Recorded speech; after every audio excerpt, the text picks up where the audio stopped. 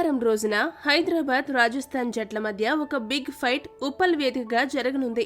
Points టేబుల్లో number 1 స్థానంలో ఉన్న రాజస్థాన్కి 5వ స్థానంలో ఉన్న హైదరాబాద్ జట్టుకి మధ్య ఒక రసవత్తర పోరు జరగనుంది. ఈ మ్యాచ్లో రాజస్థాన్ గెలిస్తే ప్లే ఆఫ్కి క్వాలిఫై అయిన మొదటి జట్టుగా నిలుస్తుంది. ఇక బుధవారం జరిగిన మ్యాచ్లో చెన్నై జట్టు పంజాబ్ చేతిలో ఓడిపోయినప్పటికీ ఆ జట్టు ప్రస్తుతం 4వ స్థానంలో ఉంది. అయితే గురువారం మ్యాచ్లో హైదరాబాద్ జట్టు గెలిస్తే మాత్రం ఎస్ఆర్హెచ్ టాప్ 4కి చేరుకుని చెన్నైని 5వ స్థానానికి నెట్టేస్తుంది. అదే ఎస్ఆర్హెచ్ టేబుల్లో 2వ స్థానానికి చేరుకోవాలంటే వీరు రాజస్థాన్ జట్టుపై భారీ తేడాతో గెలవాలి. కనీసం వారు 150కు పైగా పరుగుల తేడాతో విజయం సాధించాలి. అదే చేజింగ్లో అయితే కనీసం 5వ ఓవర్లో మ్యాచ్ ని ముగించేయాలి. అలా అయితే ఎస్ఆర్హెచ్ కోల్కతా జట్టు కంటే మెరుగైన నెట్ రన్ రేట్ సాధించి 2వ స్థానాన్ని చేరుకుంటుంది. అలా కాకుండా హైదరాబాద్ జట్టు ఒక 30 పరుగుల తేడాతో గెలిచినా లేదా టార్గెట్ ని 18 ఓవర్లలో పూర్తి చేసినా అప్పుడు వారు లక్నోని కిందకు నెట్టి 3వ స్థానానికి చేరుకోగలరు. కానీ వారు ఆడుతున్నది టేబుల్ టాపర్ రాజస్థాన్ జట్టుతో. ఆ జట్టుపై ఈ విధంగా గెలవడం అంత సులభమైన విషయం కాదు. అయితే నెట్ రన్ రేట్ సంగతి ఎలా ఉన్నప్పటికీ వారు ప్లే ఆఫ్ రేస్ లో ఉండాలంటే మాత్రం ఖచ్చితంగా ఈ మ్యాచ్ లో గెలిచి తీరాలి. కాబట్టి ముందు హైదరాబాద్ జట్టు గెలుపు సాధించడంపై దృష్టి పెట్టాలి. అయితే హైదరాబాద్ కి ఇదేమీ అంత సులభమైన విషయం కాదు. సొంత గ్రౌండ్ లో ఆడుతున్న అడ్వాంటేజ్ వారికి ఉన్నప్పటికీ ఈ ఇరు జట్లు ఇప్పటి వరకు పోటీ పడిన గత మ్యాచ్ ఫలితాలను గమనిస్తే మాత్రం ఎస్ఆర్హెచ్ కి ఈ రోజు పెద్ద అగ్ని పరీక్షనే చెప్పాలి.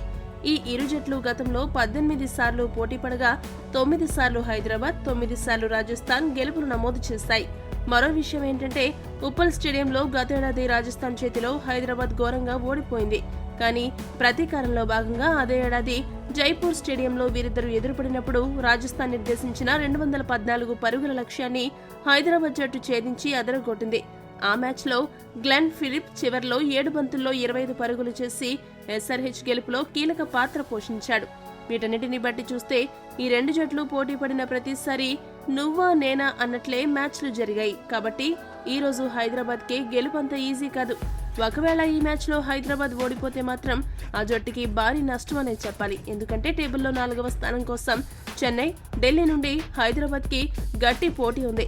వారు టోర్నమెంట్ లో ఏ దశలో అయినా పుంజుకోగలరు. కాబట్టి హైదరాబాద్ జట్టు రిస్క్ తీసుకోకుండా ఈ మ్యాచ్ లో తప్పనిసరిగా గెలవాలి.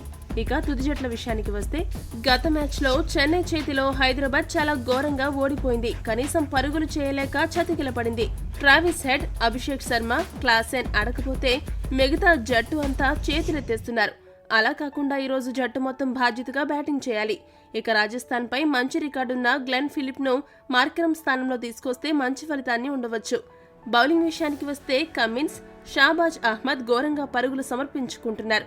గత మ్యాచ్ లో ఒకే ఓవర్ వేసి మంచి సగటుతో బౌలింగ్ చేసిన నితీష్ రెడ్డి చేత మరికొన్ని ఓవర్లు వేస్తే జట్టుకు ప్రయోజనకరంగా ఉంటుంది. రాజస్థాన్ జట్టు విషయానికి వస్తే ఈ ఏడాది ఏ జట్టు ఆడనంత స్థిరంగా రాజస్థాన్ జట్టు ఆడుతుంది. బ్యాటింగ్ లో ఫామ్ లో లేని ఒక్కో బ్యాటర్ నెమ్మదిగా ఫామ్ అందుకున్నారు. ధ్రువ్ జురెల్ కూడా గత మ్యాచ్ లో హాఫ్ సెంచరీతో అదరగొట్టాడు. ఆరంభంలో బెదరగొట్టిన పరాగ్ ఎందుకో కొద్దిగా నెమ్మదించాడు. అతడు కూడా తన లైన్ అందుకుంటే ఆర్ఆర్ జట్టు భారీ స్కోర్లు చేయడాన్ని ఎవరూ ఆపలేరు. ఇక బౌలింగ్ విషయానికి వస్తే అశ్విన్ వికెట్లు తీయడంలో వెనుకబడ్డాడు. ఆవేష్ ఖాన్ పరుగులివ్వడానికి పోటీ పడుతున్నాడు. మిగతా బౌలర్లు సందీప్ శర్మ, ట్రెంట్ బౌల్ట్, చాహల్ ఆ జట్టు ప్రధాన బలం. అశ్విన్, ఆవేష్ ఖాన్ కూడా జట్టుకు మరింత అండగా నిలబడితే అప్పుడు రాజస్థాన్ జట్టు బలం రెట్టింపవుతుంది. ఈ వీడియో గనుక మీకు నచ్చినట్టయితే లైక్, షేర్, కామెంట్ చేయండి. మరిన్ని స్పోర్ట్స్ అప్డేట్స్ కోసం మా ఛానల్ సబ్స్క్రైబ్ చేసుకోండి.